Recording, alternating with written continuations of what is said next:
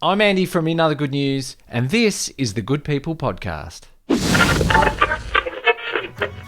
It's a tip of the cap, it's a pat on the back, it's a smile from ear to ear. They're the good people from round here.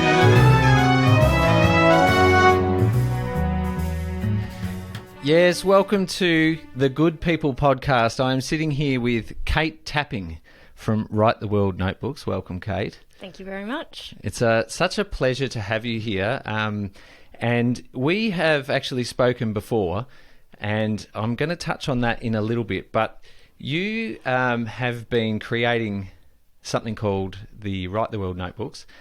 And the last time we spoke, which I was thinking about it earlier, it was actually a couple of years ago now.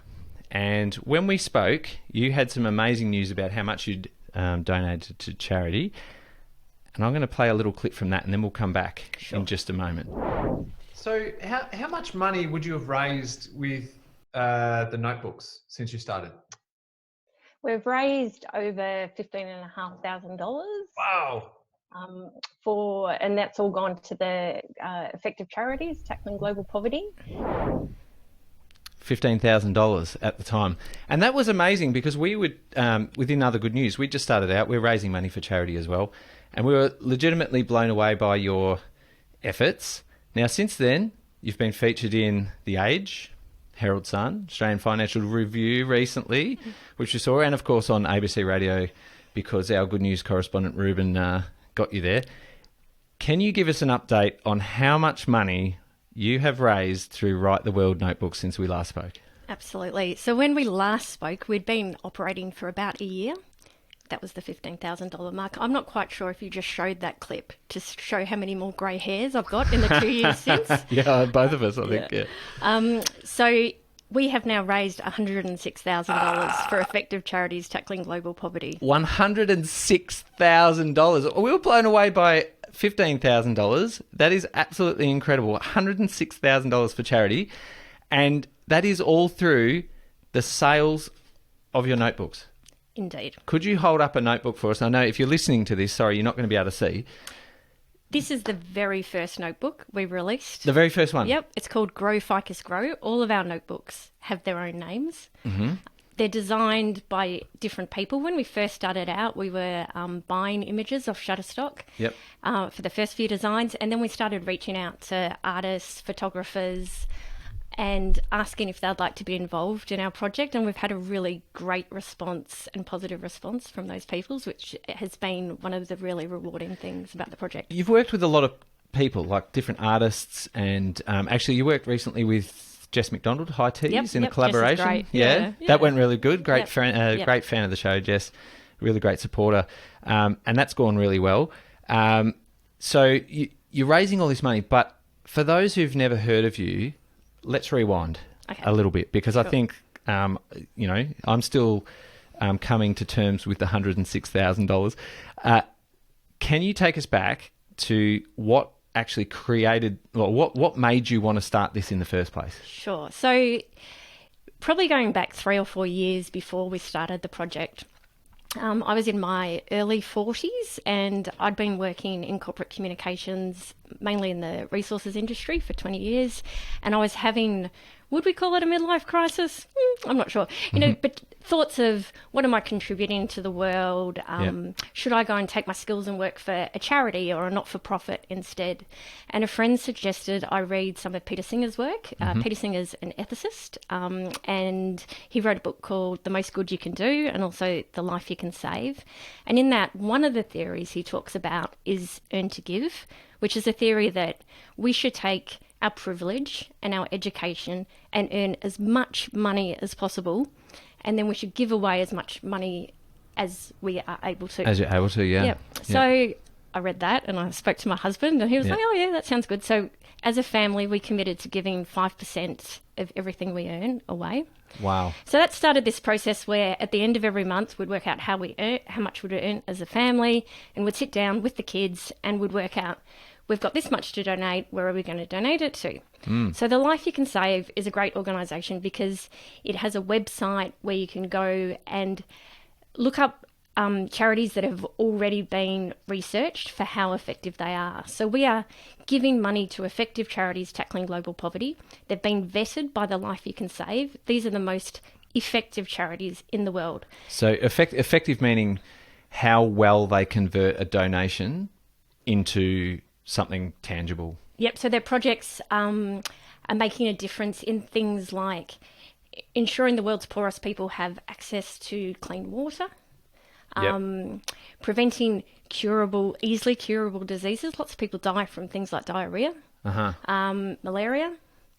So through vaccines and things for poorer areas and that sort of thing? Yeah, it might be something as simple as bed nets for malaria. Wow. So bed nets are a really effective mechanism for stopping malaria. So it's sort of about ensuring that every dollar you give is used effectively. Yeah, that's right. Because obviously there are some charities who are still trying to do some good, but they aren't as good at converting the money donated into something tangible. And like even comparing to what we do, and I said this in the past, like we sell coffee and every sale raises money for charity, but the amount that you're able to give, you still have to pay for all of the product and the equipment and all of those sort of things. So it's very difficult to give the amount that you're giving. Like I think it's absolutely incredible.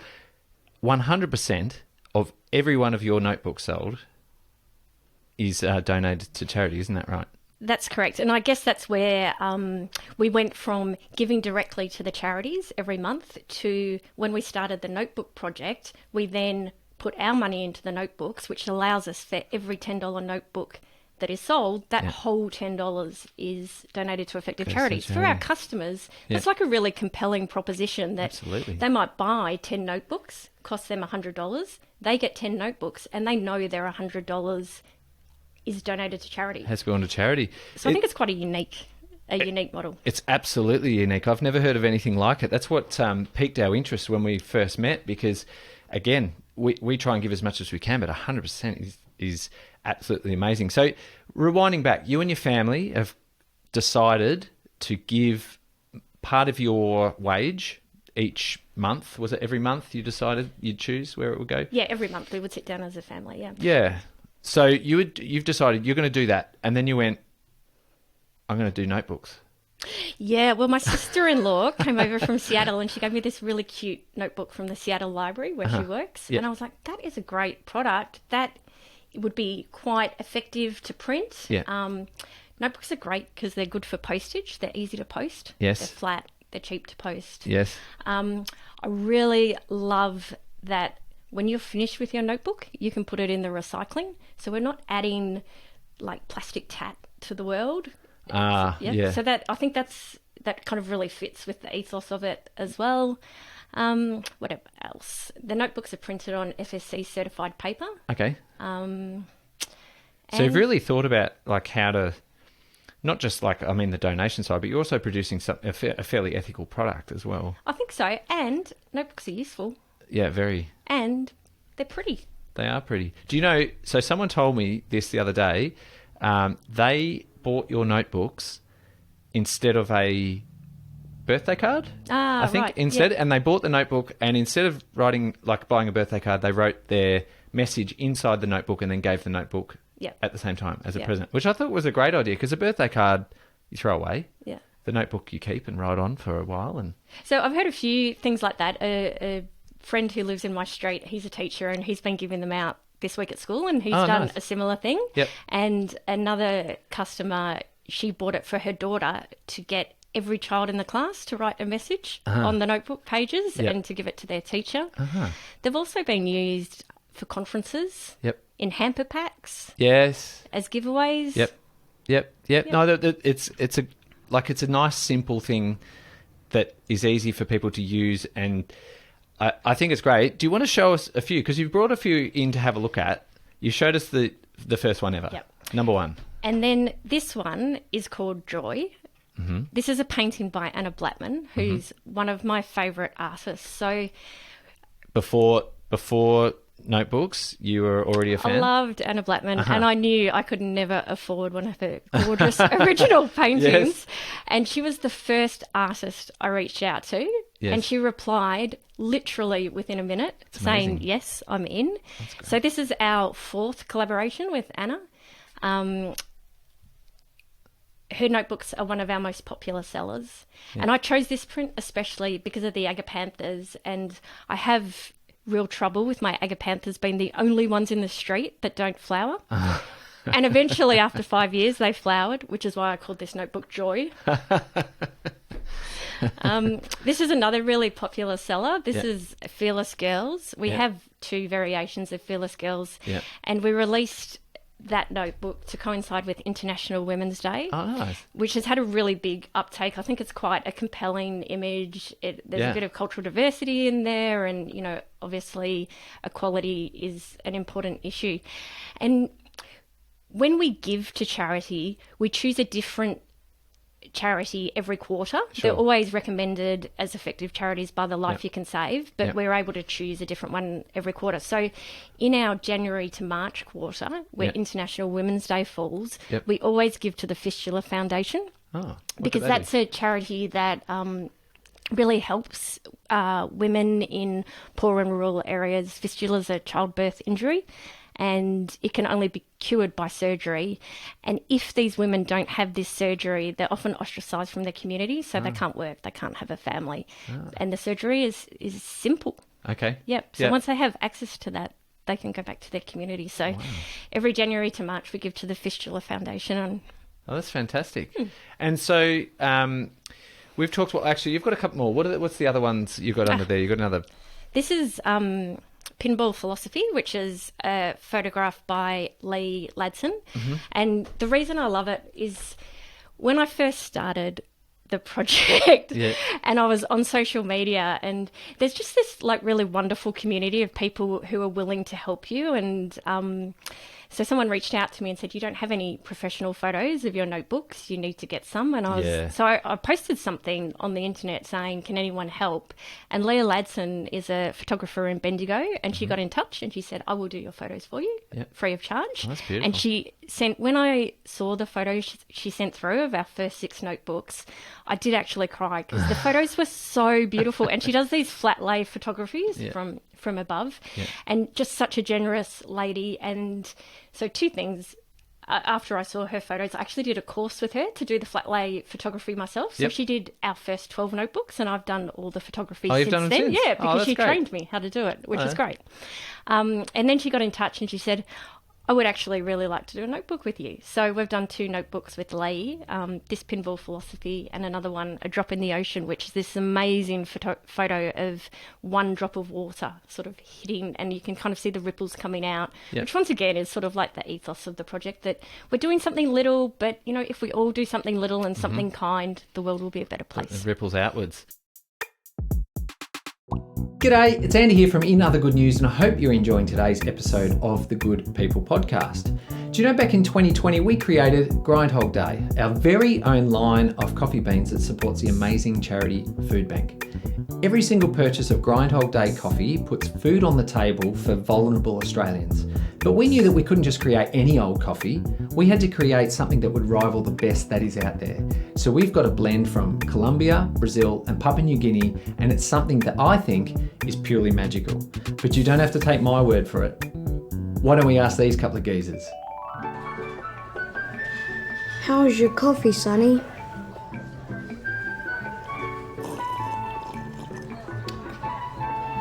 Delicious. I can really taste the premium beans. Such a generous aftertaste.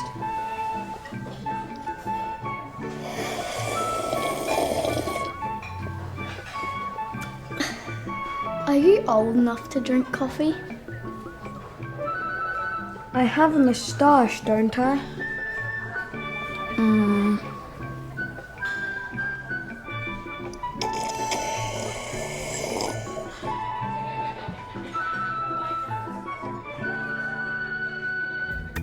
Since we launched Grindhog Day Coffee back in 2020, we have created over 35,000 meals through the Foodbank system. So if you want to do something good just by drinking good coffee, head to iogn.com.au and order yours today. We've got free and fast delivery for those who live in the inner western Melbourne, plus we ship Australia-wide. And if you love it, we've got a subscription, so your coffee will turn up on time, every time, and you'll never run out. Amazing. Head to iogn.com.au and order yours today. Now, let's get back to the episode. Well, it's amazing the positivity that comes out of when you start doing one of these projects. And we've said this in the past. When you start and you're doing something good, you end up connecting with lots of other people also doing something good. And people like your photographer there who just legitimately want to help you because you're working on a good project. What other positive things have you seen come out of creating this project? So many. I mean, we've met. Well, I mean, that's got to be the number one, right? Yeah, absolutely. No, from a personal perspective, obviously, going through this journey with my family is, I mean, these are selfish reasons, but it's very positive. I think it's great for the kids to see. My husband's fully supportive of it, etc. I love kind of asking people to be involved, or them coming to me and saying, can I be involved? And as you say, just meeting all these different people I never would have met otherwise, having the opportunity to go and speak about the project at, things like this, or I went to the Effective Altruism conference in Sydney before COVID and did a lightning talk on the project. At that stage, we'd only raised $700. So I'd like to go back and repeat that. Go back and do it again. Well, I mean, where you're at now, it's certainly something to be admired. Like it's easy to raise a little bit of money, I reckon, but to sustainably continue to raise money, I think is one of the hardest things, because it is legitimately a cost of business to keep going. And I definitely see that there'll be weeks where or periods of days where we do not get any orders, and then I'll do a bit of social media, or release a new design, or it gets featured somewhere, and then there's like a real rush, and then it might die down again. So you can really see that the marketing of the project is linked to sales. And it's a journey. Who knows how long it will last for. When I started, I didn't really know where it would go. I remember saying to someone, I might just end up with thousands of notebooks in my spare room forever. So we'll see. We'll see. Well, it's obviously gone very well. You were talking earlier about giving, and you had the urge to start giving back. Right the World Notebooks has been a great outlet for you to do that. But is that the only place that you give?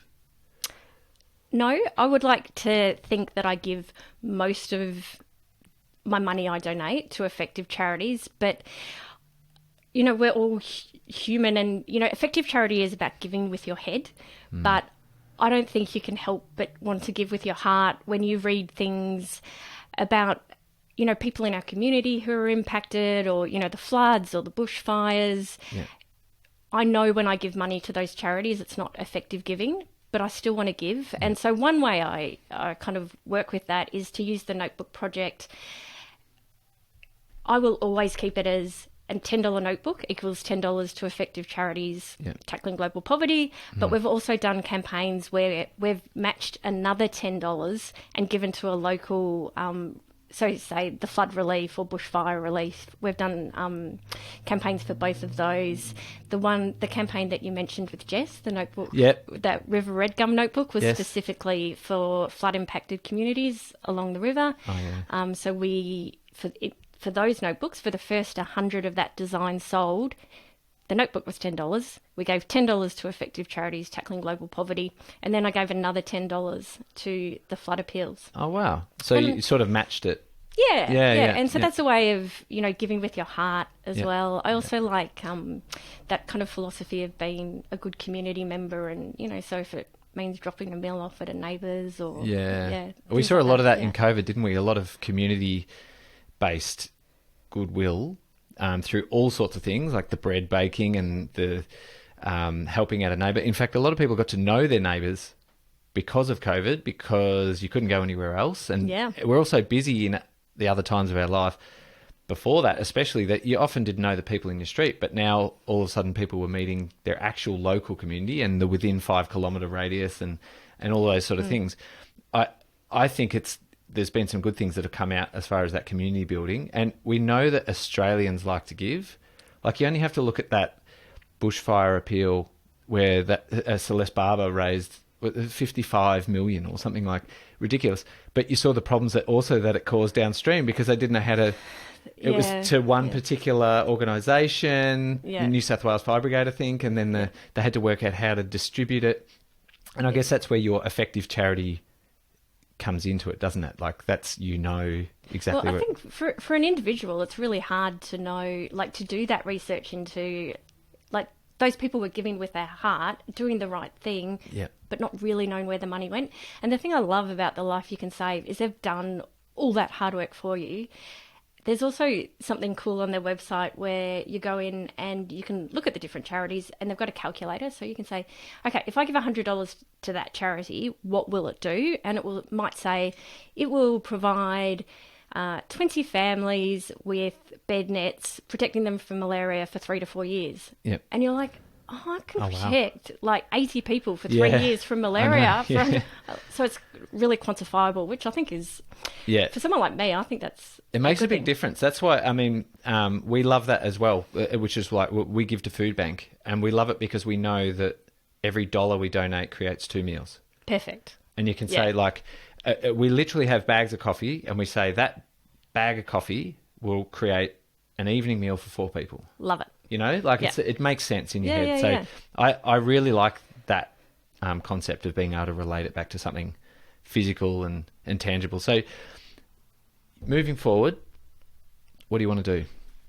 You're going to keep going with Write the World Notebook. I mean, you cracked the $100,000, so we're going for $500,000, or we.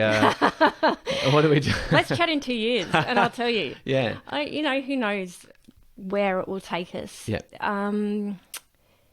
It kind of grows in ways I don't expect, and we'll just keep plodding along and seeing what happens. And see how it takes you. So no big plans just yet.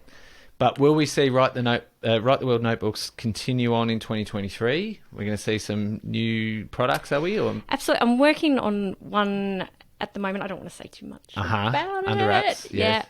So hopefully that's a big seller, and a few other plans. Yes. There is, I mean, like any business at the moment, anyone creating products is getting hit with inflation. Yes. Yeah. So paper prices have increased like everything else. So the cost of producing the notebooks is going up. So at some stage, perhaps it won't be as feasible or as effective. Yep. And then I would look at, how would we adjust to that? Okay. Well, look, it's such a great story, and I congratulate you on all the success that you've had, because it really is. It's amazing. It's an eye opener with being able to donate that much money. Can you tell us, just while we've got people listening, where they can find your notebooks so that they may be able to purchase one? Absolutely. Online, our website, writetheworldnotebooks.org, has all our designs. We've got about 40 designs now. Yeah. And it's open 24/7. Yeah. It's an internet site. Yeah, of course. So, and what about socials? Where can we find you on socials? Instagram and Facebook. Yep. Write the World Notebooks with little underscores. Yep. Yep. Okay. And well, I guess that's it from us. Thanks for coming on the Good People podcast. It's been an absolute. Thank you so much for having me. Wow, we have to have you. We have to have good people, and you definitely qualify. Thanks for coming on, and good luck raising the next 100,000. Oh, thank you. Thanks for your support. You're welcome. Well, it's a tip of the cap, it's a pat on the back, it's a smile from ear to ear. They're the good people from round here. They're the good people from round here. Come on, let me introduce you to a few.